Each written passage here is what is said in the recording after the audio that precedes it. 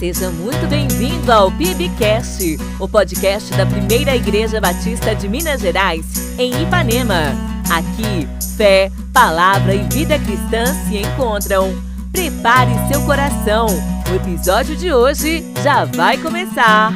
Louvado seja Deus! Bom dia, meus amados e queridos ouvintes da cidade de Ipanema e todos aqueles que nos acompanham nesta manhã. Estamos aqui iniciando nesta sexta-feira, dia 31 de outubro de 2025, o nosso PIBcast, o programa de bate-papo, de conversa sobre assuntos teológicos da Primeira Igreja Batista de Minas Gerais, a Igreja Batista de Ipanema. E é com imenso prazer que estamos aqui nesta sexta-feira para compartilharmos um pouco mais da Palavra de Deus. Meu nome é Fernando, eu sou o pastor da igreja e estou aqui acompanhado do jovem pastor José de Araújo Filho. Hoje, infelizmente, o jovem Tiago, seminarista, ele, por questões particulares, não pôde estar conosco. Está dando um apoio ao seu pai neste momento. Quero pedir ao pastor José Dito de Araújo Filho, jovem pastor. Pastor, o senhor está emagrecendo para a glória de Deus, hein? Para a glória de Deus. E para a alegria da irmã Jane. Com glória certeza. a Deus, glória a Deus. Quero pedir ao pastor que dê aí o seu bom dia e dê uma saudação aos nossos queridos ouvintes. Amém. Querido irmão, querido amigo, bom dia, que Deus te abençoe poderosamente. Esse é o nosso PIBcast, mais uma sexta-feira aqui para abençoar a sua vida. Glória a Deus, louvado seja Deus. Estamos aqui, nós vamos orar iniciando o nosso programa, pedindo a Deus que nos abençoe, pedindo a Deus que fale ao seu coração, pedindo ao Espírito Santo que trabalhe nesta manhã, abrindo o nosso entendimento, a nossa compreensão do plano, da vontade, do querer de Deus. Que Deus fale conosco, que Deus nos abençoe. Feche seus olhos, se você puder, onde quer que você esteja, abaixe a sua cabeça e que o Espírito Santo fale conosco. Senhor Deus e Pai, em nome do teu santo e amado Filho Jesus, iniciamos nesta manhã este programa, conscientes de que o Senhor está aqui, de que o Senhor falará conosco. Pedimos que o Senhor abra o nosso entendimento, facilite a compreensão daquilo que está no coração do Senhor, mas que o teu próprio Espírito fale por meio de nós. Abençoe cada ouvinte, onde quer que cada um esteja, que todos sejam alcançados pela palavra do Senhor, por tudo aquilo que vamos conversar nesta manhã. Pedimos também que teu Espírito Santo abençoe o querido Urias, que está aqui conosco, que sempre tem nos abençoado, nos ajudado. Abençoe o Ronald, toda a equipe aqui da rádio, Pai. Muito obrigado. Fale conosco, nos ajude e nos oriente naquilo que vamos compartilhar. Assim oramos em nome de Jesus. Amém, Pai. Amém. Queridos ouvintes, nós vamos ao texto da Palavra de Deus que hoje usaremos como referência. E eu e o pastor Dito começaremos um bate-papo sobre o tema que encerramos, o que na verdade suspendemos semana passada, né, pastor? É isso aí. Começamos falando sobre pecado, baseados no texto de 1 Coríntios capítulo 10, versículos 12 e 13, se o pecado é uma questão circunstancial, se ele é uma questão absoluta. Falamos sobre a relativização, a familiaridade do pecado. Tomamos por base o comportamento de Davi, a maneira como Davi se comportou depois que pecou, escondendo, agindo como se nada tivesse acontecido, e Deus então usou Natã para confrontá-lo. Olha o que o apóstolo Paulo fala para todos nós nesta manhã como base para a nossa conversa. 1 Coríntios capítulo 10, versículos 12 e 13. Por isso, aquele que pensa estar em pé, olhe para que não caia. Não sobreveio a vocês nenhuma tentação que não fosse humana, mas fiel é Deus, e não permitirá que vocês sejam tentados além do que podem suportar. Pelo contrário, juntamente com a tentação, proverá livramento para que vocês possam suportar. Nós vamos conversar sobre esses dois versículos, tendo como pano de fundo, como base principal, a ideia, o conceito de santidade. E aí, pastor José Dito, vamos lá? Tendo como base a ideia e o conceito de santidade, como é que se vê o pecado neste texto?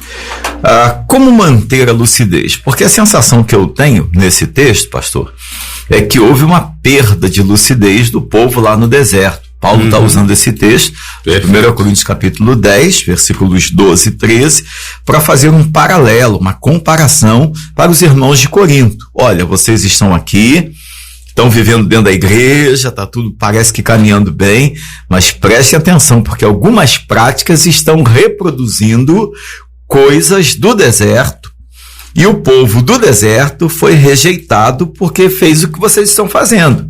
Então, quem pensa que está vivendo bem, em santidade, certinho, dá uma olhadinha aí para ver se está tudo certo. Pastor, eu quero conversar com o senhor sobre 3 coisas. Primeiro, como manter a lucidez na hora do pecado. Segundo, por que perdemos a lucidez quando estamos na iminência ou no ato do pecado? E terceiro, essa talvez seja a principal. A natureza do pecado é relativa ou ela é peculiar a cada pessoa na hora de pecar? Ou ela é absoluta? Ela é relativa, cada um tem a sua tendência, ou existe um padrão e aí ela é absoluta? E aí, pastor? Compliquei, não? Não, tá bem explicado. Glória a Deus. Só a pergunta já ajudou na resposta. Mas eu tive um professor que dizia que quem entende o enunciado já tem metade da resposta. Já tem metade da resposta. Exato. Mas, pastor, é muito sério esse assunto, né? Você começou falando aí do exemplo, né, do povo de Israel. Exato. E o contexto aqui, a gente estava até conversando aqui nos bastidores, como que o povo, Paulo vai falar que eles todos comeram da mesma comida espiritual, beberam da mesma bebida, né, que Deus deu. O maná foi para todo mundo, a água da rocha alimentou todo mundo. Todos eles passaram pelo meio do mar, vivenciaram milagres, assim, coisas sobrenaturais com Deus. Muito fortes, né? Mas pastor? O versículo 5 aí do capítulo 10 de 1 Coríntios diz que, mas Deus não se agradou da maioria deles. Então, o crente, antes de pensar na tentação, né, e no próprio pecado em si, ele tem que se perguntar: eu estou vivendo uma vida que agrada a Deus? Porque a maioria daquele povo ficou no deserto, né? Morreu sem entrar na terra prometida e não receberam a herança da promessa. É importante destacar que todos eles, pastor, desfrutaram. Eles não só viram o milagre acontecer na vida de um ou outro, todos eles desfrutaram. Não, quando eu digo desfrutaram, eles foram alvo do milagre. Exatamente. Eles receberam na própria vida o maná, eles viveram a travessia do mar. Poxa, ver o mar se abrindo, misericórdia. E no versículo 8 aí, olha, fala que eles praticavam imoralidade, né? Perfeito. E morreram num só dia 23 mil pessoas. Então nós estamos diante de um Deus zeloso, né, pastor? Deus que tem o hábito de fazer milagres, tem o hábito de fazer água brotar da rocha, tem prazer em abençoar o seu povo. Prazer em nos abençoar. E ele fez isso com alegria, né? Com alegria. Mas por causa da imoralidade que estava no meio do povo, pela leitura que eu faço aqui na visão de Paulo, eles comiam daquele maná, bebiam da água que brotava da rocha e depois se levantavam para praticar a imoralidade. Misericórdia. É como se nós hoje nós estamos num período de chuva, né? Começou ontem, graças a Deus. Amém. É como se a pessoa, um crente, entre aspas, né, dissesse: que maravilha de chuva, né? Como eu precisava dessa chuva. Olha o meu pasto agora, como é que tá verdinho, as minhas vacas estão felizes da vida aí, que tem comida fresca, deixa eu comemorar. E vai lá e vai entornar, e vai beber, vai se embriagar, vai agradecer, entre aspas, pecando. Então eu creio que o povo desagradou a Deus por isso. E nós vemos aqui que Deus é um Deus zeloso. Olha que coisa séria, querido ouvinte. Você prestou atenção no que o pastor Dito falou? Eu costumo dizer, pastor, isso aí que você está falando me fez lembrar uma expressão que eu sempre uso quando um casal me pede para celebrar o casamento. Eu tenho por hábito... péssimo exemplo, né? Eu ia falar um bom exemplo. Exato. Eu tenho por hábito, quando vou fazer um casamento, conversar com o casal e dizer: olha, se houver bebida alcoólica depois da celebração, eu gostaria de não participar. Às vezes eu não faço casamento, eu sei que para alguns pastores isso não tem nenhum problema, e não é aqui uma atitude crítica a nenhum colega, é um posicionamento pessoal. Assim como eu gosto de camisa verde, tem gente que gosta de camisa amarela. Assim como eu sou flamenguista, tem gente que é vascaíno, e não tem nenhum problema, cada um faz o que quer com a sua vida. Cada um dará conta de si. Agora, nesta questão, por aspectos pessoais, familiares, históricos, de ver como a bebida alcoólica destruiu a minha família, meus familiares, meus pais principalmente, o casamento deles, eu decidi nunca beber. Nunca. Então eu sempre digo isso. Vocês estão celebrando um dos momentos mais importantes da sua vida, que é o casamento. Convidar ali um pastor ou às vezes um padre, foi lá e celebrou o casamento, mas sai dali da igreja, acabou de ajoelhar e consagrar as alianças, invocar a bênção de Deus para a história do casal, e entrega o casamento na mão do inimigo, celebrando com bebida. É o que o povo fez aqui, né, pastor? Exatamente. Então, assim, respondendo a primeira parte aí da pergunta, a gente perde a lucidez diante da tentação, né?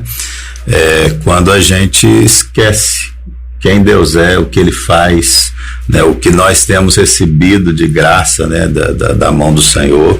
O povo foi ingrato, né? O povo foi ingrato, forte isso. Eu acredito que a ingratidão ela é mãe aí de uma série de outras falta de virtudes, né? Talvez uma das principais seja a arrogância, né? Exatamente. A arrogância, ela domina o coração da pessoa de um jeito que ela se torna ingrata, ela começa a achar que foi ela que fez, né? Ou ela merecia, até que enfim fulano me pagou, quer dizer, até que enfim Deus me abençoou. Tem gente que pensa assim, né? E aí vai celebrar do seu jeito e não do jeito de Deus, né?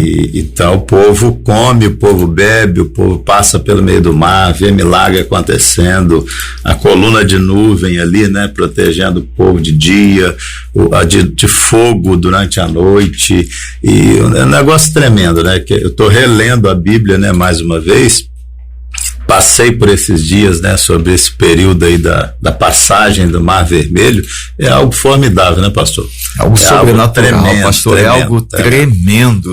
É quase que inimaginável, né? A gente sabe que é porque a gente crê, né? Sim. E vive também na nossa vida sinais e maravilhas da parte do Senhor. Então não é possível que alguém que viveu isso tudo lá tenha desprezado isso, né, por conta de imoralidade, de aqueles são chamados de idólatras. Aí é que tá. Olha o que o senhor falou. Repete o que o senhor falou. Não é possível que alguém que viveu isso, né? Para aí, pastor, para aí. Não é possível que alguém que viveu isso. Querido ouvinte, quantas coisas você já viveu da parte de Deus, coisas boas, milagres, respostas, bênçãos que você recebeu, e que logo depois você foi celebrar de forma errada. Porque o apóstolo Paulo diz aqui no versículo 12, quando ele chama atenção, aquele que pensa estar em pé, é como se ele dissesse assim, olha, vocês que estão aí achando que está tudo bem espiritualmente falando, vocês não estão. E por que vocês não estão? Ouso dizer que tem a ver com essa expressão que eu acabei de colocar aqui para o senhor, e o senhor também, pastor. Lucidez, vocês estão perdendo a lucidez, vocês estão deixando de perceber o que de fato está acontecendo. Os milagres que Deus operou não é para criar oportunidade para pecar.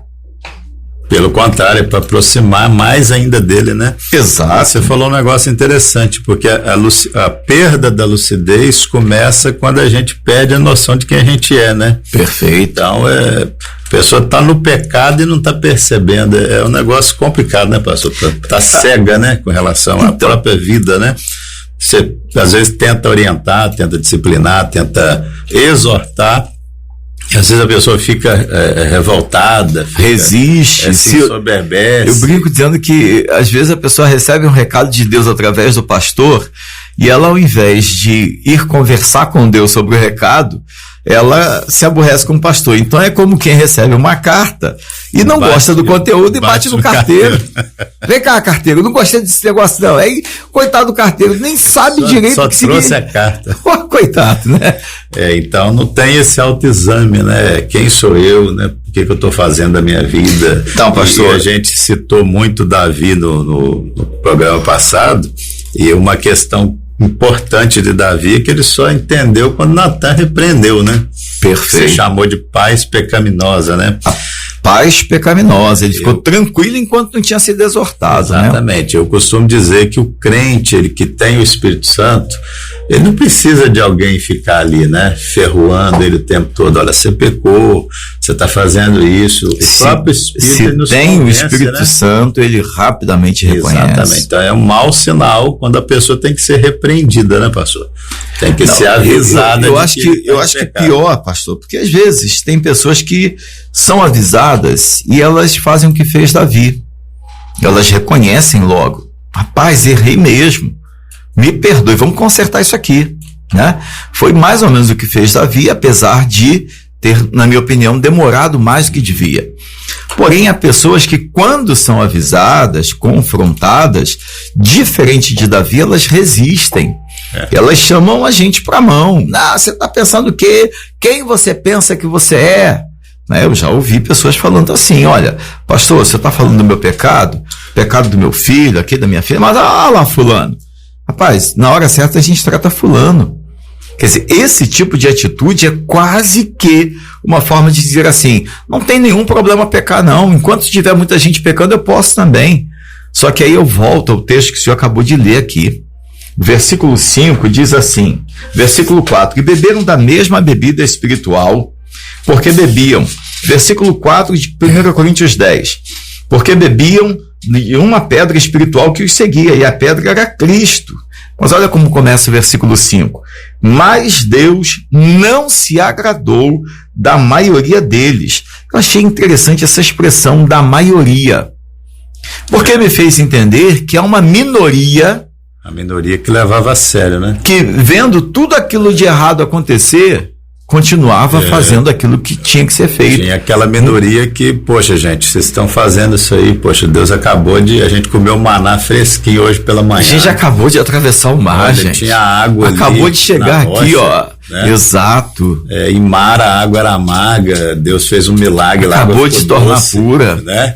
Caminharam mais um pouquinho, chegaram a Elim, tinha 70 palmeiras, 12 fontes de água, uma para cada tribo. Rapaz! E vocês ainda estão fazendo isso, né? Mas imagina aquela minoria sendo taxada, né, pastor, de ultrapassada, de fanática, isso de religiosa. Isso é muito importante. E assim, a gente fazer um paralelo aqui, né, pastor?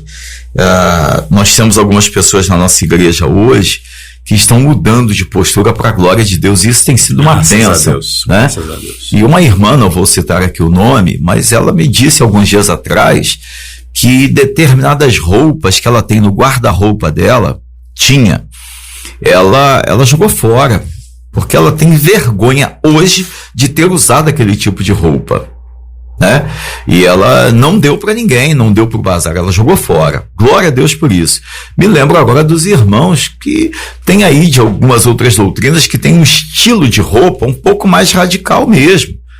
Muita gente debocha, brinca, mas o pastor já me ouviu usá-los como exemplo positivo.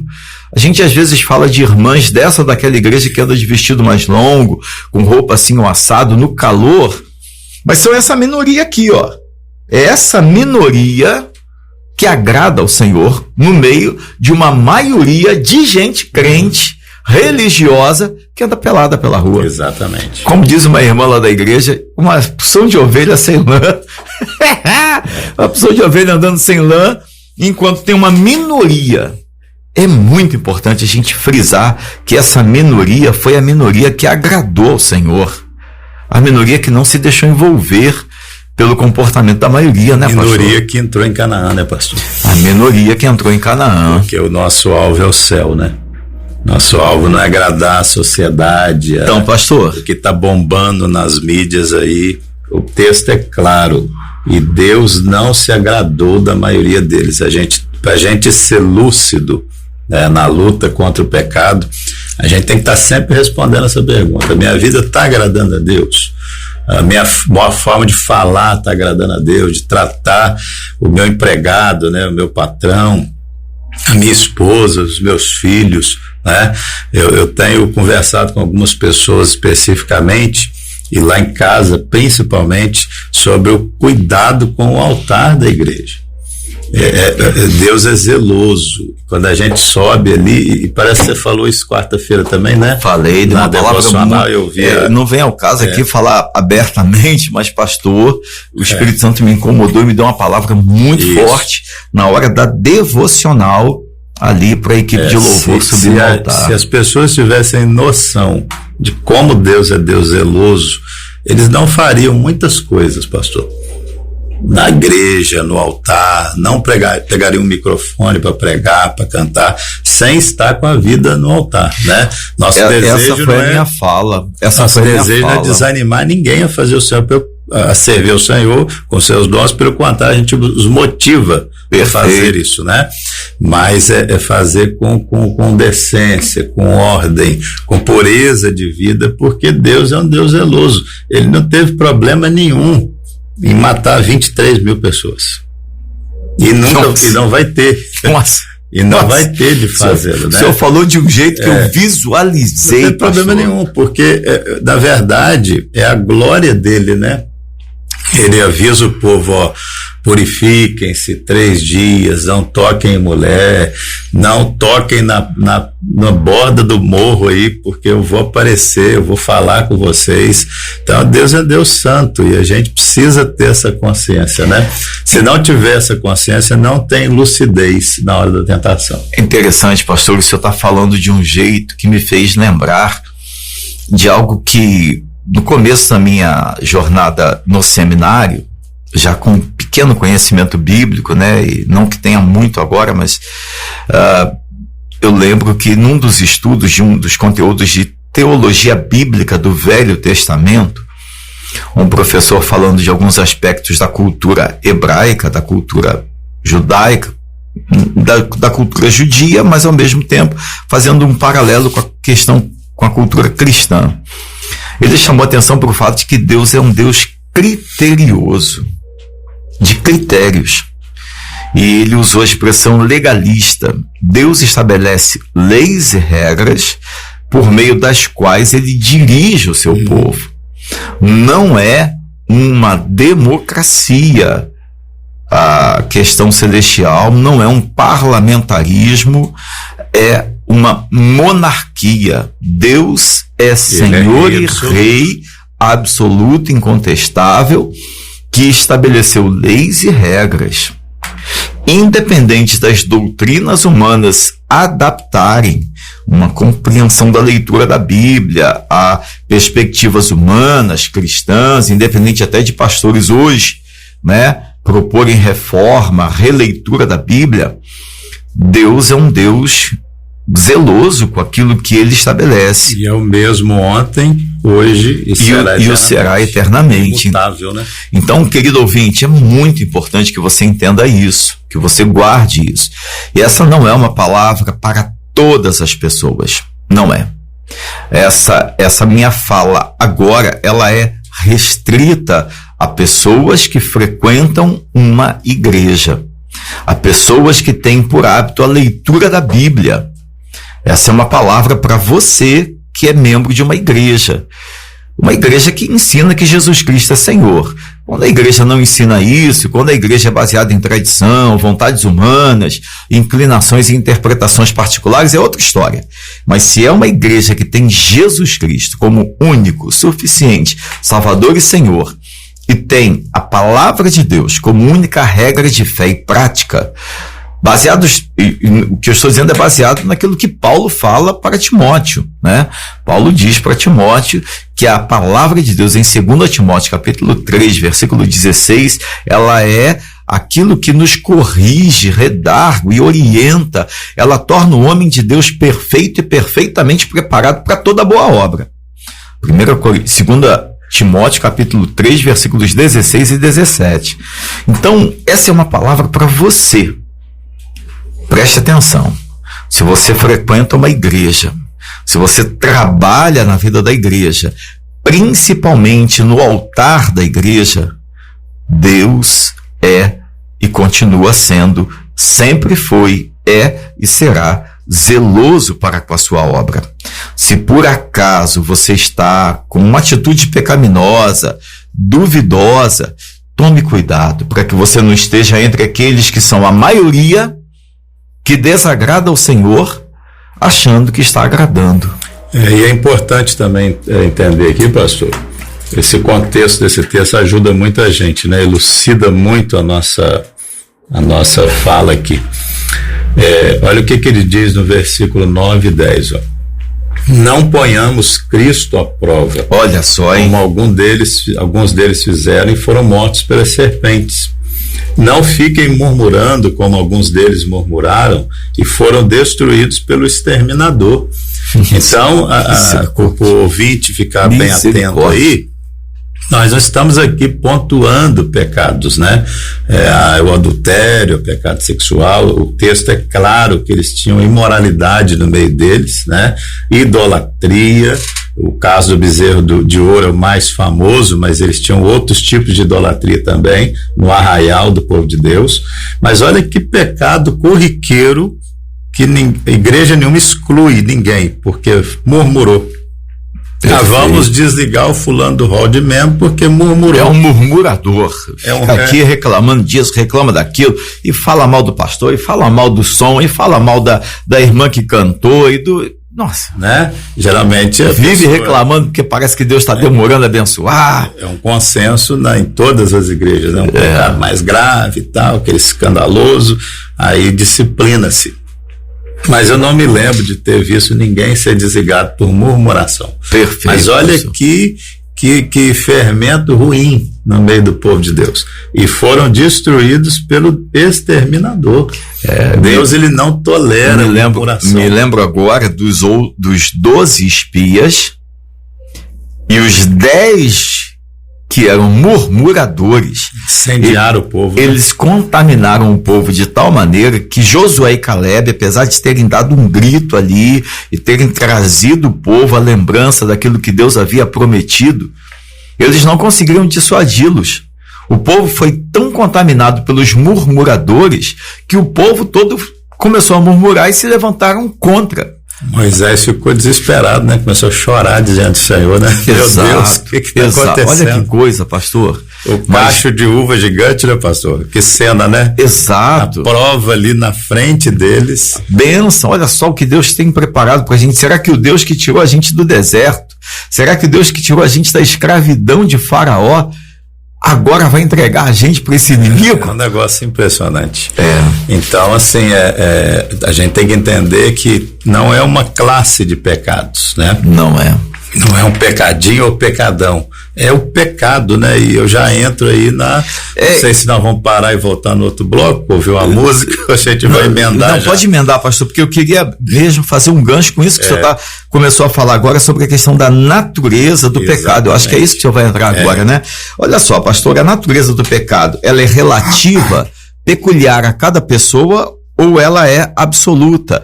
Todo mundo peca por causa de aspectos que são, eu diria, regulares a todo mundo, comuns a todo mundo. Essa pergunta tem duas respostas, né? Primeiro, a natureza do pecado é uma só.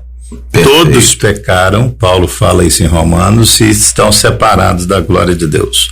Então, em Adão, todo mundo pecou, né? A semente do pecado, ela está em nós, querendo ou não. A inclinação. Né? Então, para que a pessoa que está nos ouvindo entenda bem, o que nós estamos dizendo, querido ouvinte, é que independente da vida religiosa, independente de uma educação completamente alheia ao mundo em que você está inserido, né? Às vezes a pessoa foi criada num ambiente completamente inóspito, talvez lá numa tribo indígena.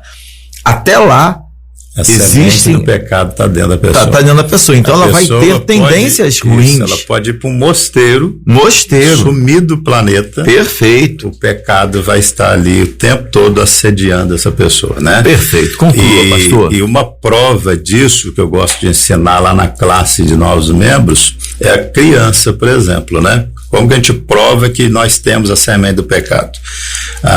Salomão fala que a malícia está ligada ao coração da criança. Perfeito. Ou seja, uma criança, se ela não for ensinada nem pelo bem nem pelo mal, ela vai desenvolver a maldade naturalmente. E Salomão fala: a vara da disciplina a livrará dela. Então é uma erva, o pecado é uma erva daninha que ninguém semeia e nasce. Tem meu quintal lá, já tentei fazer a horta e me dei mal, porque eu não dei conta da chamada tiririca. Né? Ninguém acaba. Erva daninha lá. Eu tenho um vizinho lá, o Tarcísio, que é agrônomo, né? E ele falou: pastor, nada acaba com isso. Não misericórdia, Então, gente. O pecado é assim. Só é Jesus que resolve o problema do pecado. E ele está entranhado em nós. Só que a tendência, né?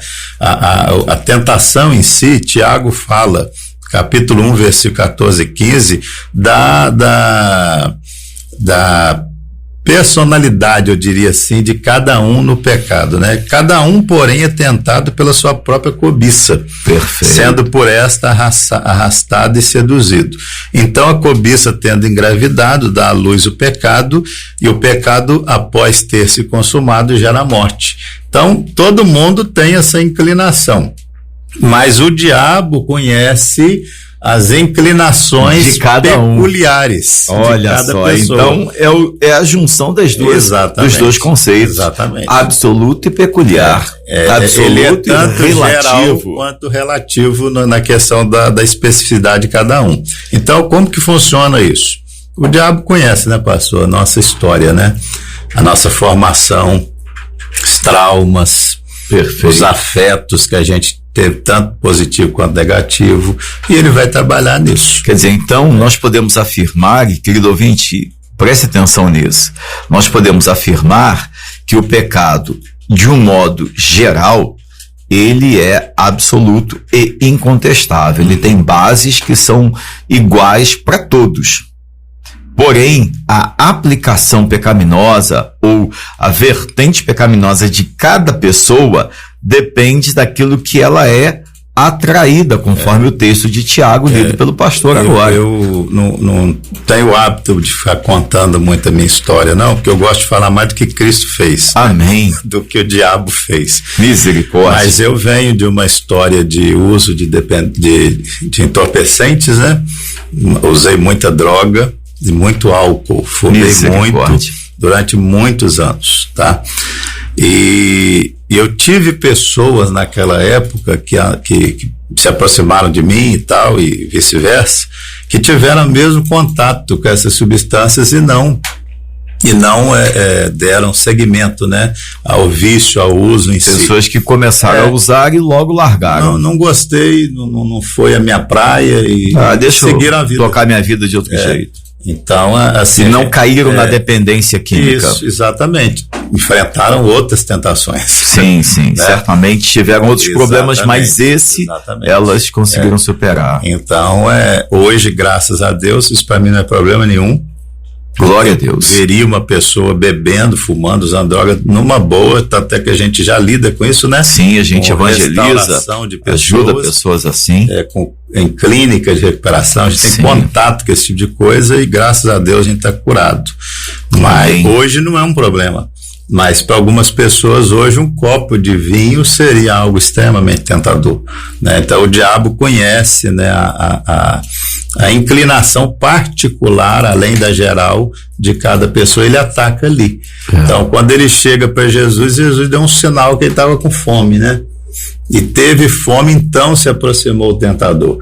O ouvinte precisa, pastor, estar atento aos sinais que ele dá para o diabo aproximar e lançar suas tentações, né? A gente dá sinais na fala, na murmuração, como o texto diz aqui, as nossas tendências. A Bíblia, Jesus fala que a gente pega até pro pensamento, então a gente tem que começar a guardar o pensamento, encher a cabeça de Bíblia. Eu cresci ouvindo uma frase que não é bíblica, mas tem muito sentido, né? Mente vazia, oficina do diabo. Não sei se você já ouviu essa fala. Muito, né? Ouvi muito. Eles tinham o hábito de falar isso para novos convertidos, principalmente. Então, isso é verdade. Quanto mais Bíblia na cabeça, no coração, mais oração, menos espaço para o diabo entrar e tentar. E aí, então, pastor, diante disso que o senhor está falando, antes de nós caminharmos para o final, acho que ainda temos alguns minutos para continuar essa prosa, já vimos aqui por que perdemos a lucidez e a natureza do pecado. Então, como manter a lucidez na hora do pecado? Quando eu digo na hora, quando eu pergunto na hora, eu estou falando na situação eminente de pecado, diante do pecado, antes de pecar. Porque depois manter a lucidez já não adianta. Ou eu acho que nem acontece lucidez depois que peca. Até algumas pessoas caem em si, percebem o que fizeram, mas já estão atoladas no pecado. O que já é uma grande coisa, né, pastor? Mas tem gente que cai e fica prostrado, né? Tem gente que se revolve na lama, como diz o texto, né? Então, o pior pecador não é aquele que cai, é aquele que encontra prazer na queda. Exatamente. Eu diria isso, né? Então, mas diante do que o senhor acabou de falar e do texto que nós temos diante de nós também, 1 Coríntios 10, eu vou até usar aí do versículo 1 ao versículo 13, que foi o que, né, nós acabamos usando. Como manter a lucidez diante de uma situação eminente de pecado? O texto propõe, no versículo 12, que a gente que pensa que está em pé, olhe para não cair. A tentação vem, mas junto com ela vem também o escape. É o que o texto sinteticamente está nos falando. Como, pastor? Como aplicar isso? Isso que eu vou falar é muito pessoal, porque eu aplico isso na minha vida. Aprendi que a gente tem que ter temor. Pela presença do Senhor. Temor. Inclusive tem um livro, né, do John Bevere, que é Temor do Senhor. Se o ouvinte quiser ler, vai ajudar muito. O povo geralmente peca, nós pecamos por falta de temor. A gente perde essa noção de que Deus está ali, vendo tudo. Eu preguei um sermão chamando atenção para isso algum tempo atrás. Uma das coisas que facilita a ação pecaminosa é esquecer da onipresença de Deus. E aí eu volto ao texto de Gênesis, né, quando José vai fugir da esposa de Potifar, ele deixa claro: eu não poderia cometer tamanha maldade contra o meu Deus. Contra o meu Deus. E contra o seu esposo, né, que é o meu patrão. Exato. Mas a ordem é nessa ordem mesmo. Nessa ordem. Primeiro contra Deus. Todo pecado é primeiro contra Deus. Toda ação errada ofende a Deus primeiro. Então, a pessoa perde essa lucidez, né, de que Deus é real, ele tem abençoado, ele tem guardado. O texto diz aqui: eles beberam da rocha que é Cristo. Olha só, Cristo já estava lá, pastor, no deserto caminhando. Cristo com eles, é onipresença, né? Ele é antes de todas as coisas e o será depois de todas elas. Então, eu coloco aqui no meu celular, no papel de parede, uma cruz, ó, tá? Sim. E para me lembrar sempre do sacrifício de Cristo. Para quando eu for tentado, porque nós somos tentados igual qualquer pessoa, né? Qualquer ser humano. Às vezes até mais, né, pastor? Muito mais. Às vezes até mais, porque estava fazendo devocional agora em um lugar, pouco antes de vir para cá, e uma das coisas que eu disse é que eu descobri recentemente, já imaginava, já sabia, mas ficou muito claro num vídeo que assisti, acho que foi até você mesmo que me mandou, de uma moça falando sobre a maneira como o diabo se levanta contra pastores e líderes, principalmente de igrejas que estão se desenvolvendo, alcançando vidas, né? E o diabo trabalha de maneira muito forte contra a liderança. E na hora porque ele sabe que se derrubar um líder, a igreja cai e custa se levantar. Exatamente.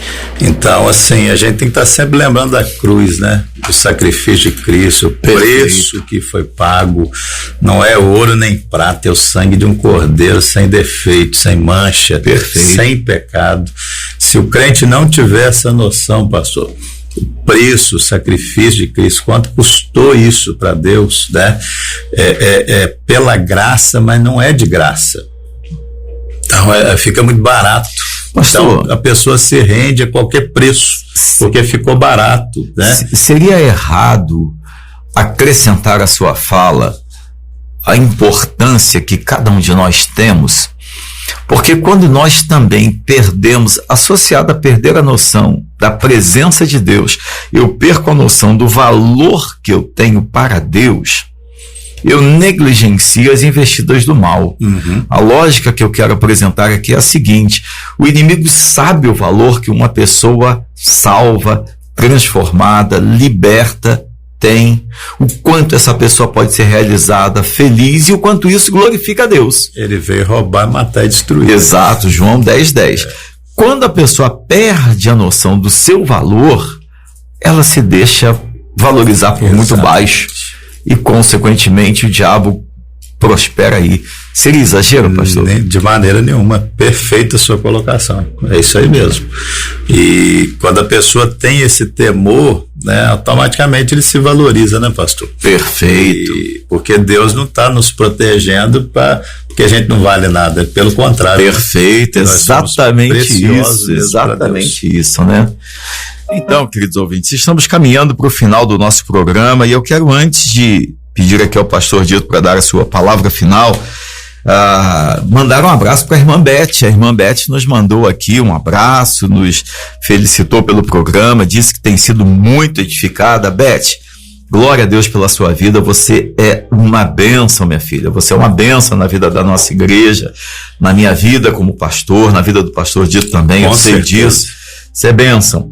Quero também mandar um abraço para a irmã Iraci, que amanhã fará aniversário. Iraci, parabéns para você, minha filha. Que Deus te abençoe grande e poderosamente. Manda um abraço para o Danilo, que fez aniversário ontem, e sua esposa Sarine, que fez aniversário antes de ontem. Que Deus abençoe este casal, esta família linda.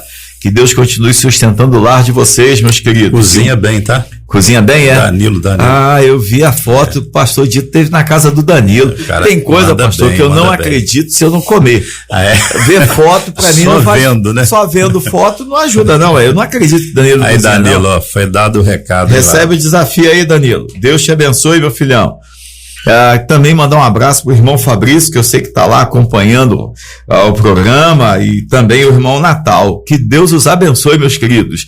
Deus abençoe também. Pastor, eu desafiei o irmão Flávio e o irmão Marcinho, esposa Daniela, que está lá na roça agora trabalhando. Falei, olha, quero convidar vocês para participar com a gente. Sabe o que eles me disseram na quarta-feira, pastor? Não, pastor, o senhor aperta muito o Tiago.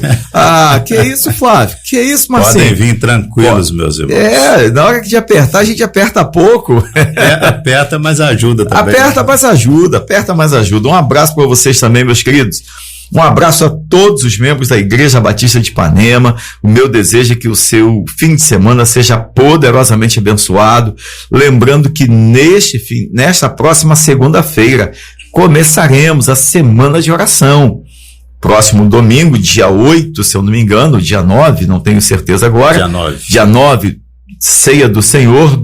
Sábado, dia 8, mini vigília, de 7 da noite à meia-noite, estaremos lá na igreja orando. Então prepare se você que é membro da igreja. E quero convocar toda a igreja desde já. Pastor Dito, seus abraços, seus cumprimentos aos nossos queridos ouvintes, né? Obrigado, querido, pela sua audiência. É o que nos motiva a continuar fazendo esse programa aqui com excelência, e que Deus tenha falado poderosamente ao seu coração, edificado a sua vida. Fique firme, fique sóbrio. O diabo anda ao derredor, tentando tragar alguém. Bramando como um leão. Tentando destruir, fazer aquilo que lhe é próprio, né? Roubar, matar e destruir. Mas se você ficar firme, lúcido, lembrando que o Senhor é contigo, guardando a palavra, né, pastor? Perfeito. Eu tenho certeza que o Senhor vai te manter de pé para a glória do Senhor. Aleluia. Queridos ouvintes, nós vamos ouvir a vinheta e daqui a pouco falaremos das programações do fim de semana da igreja. Confira agora a programação da Primeira Igreja Batista de Minas Gerais, em Ipanema. Então, meus amados, neste fim de semana temos as programações especiais da igreja. Hoje, ensaio do nosso coral, já começamos ontem o ensaio do coral e também ontem tivemos o Projeto Sara. É um trabalho muito especial com mães atípicas de crianças atípicas. Louvado seja Deus pelas irmãs da nossa igreja que lideram esse trabalho. Glória a Deus pela vida das irmãs e pelo trabalho que aconteceu ontem. Participei um pouquinho, assisti ali da dinâmica. Glória a Deus. Ontem tivemos ensaio do coral, já projetando a nossa cantata de Natal. O Natal tá chegando, hein, gente? Pode não parecer, mas amanhã já é novembro, para a glória de Deus. Também hoje, ensaio do coral da nossa igreja. Amanhã, culto jovem. Hoje à noite, às 6h30, temos lá o futebol no caminho e temos o judô. Amanhã de manhã também o futebol no caminho para crianças até 12 anos. Já no domingo pela manhã, culto e escola bíblica dominical. Culto às 9 da manhã e logo em seguida a escola bíblica dominical às 10. À noite, também culto de louvor ao Senhor. Estarei pregando sobre o tema Não Volte. Pegue outro caminho. A ideia é essa. Jesus curou uma pessoa e disse para ela assim, olha, não volte para aquele lugar. Muitas pessoas pegam caminhos errados, mesmo depois de terem sido alcançadas, porque acabam voltando pelo lugar para onde jamais deveriam ter entrado. Então, venha nos fazer uma visita às 19 horas, também às 9 da manhã. Às 9 da manhã, ali na Praça Joaquim de Abreu, número 85, Igreja Batista de Ipanema. Na segunda-feira, temos ali uma dinâmica mais tranquila, já na terça, reunião das crianças, dos adolescentes, né, os embaixadores, mensageiras, também reunião de homens e de mulheres. Na quarta-feira, culto de louvor e adoração ao Senhor, estudo da palavra.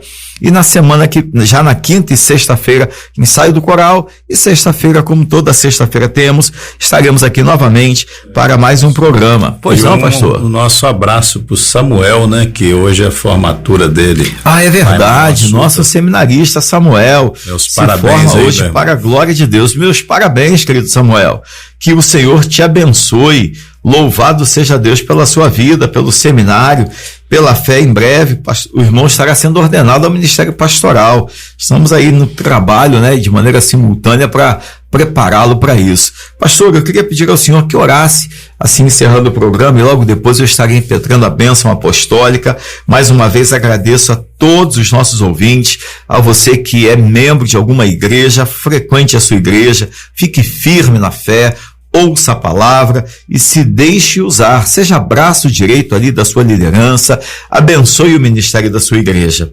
Pastor, olha o Senhor agradecendo a Deus. Oremos. Senhor, muito obrigado, Pai, pela noite, pela semana que o Senhor nos deu, por esse programa, Deus, que vem enriquecer a nossa vida, Deus, edificar a nossa alma, pela Tua palavra que é pura, é inerrante, infalível, imutável, ó Deus. Amém. Ilumina, Pai, o nosso caminhar, alimenta a nossa alma.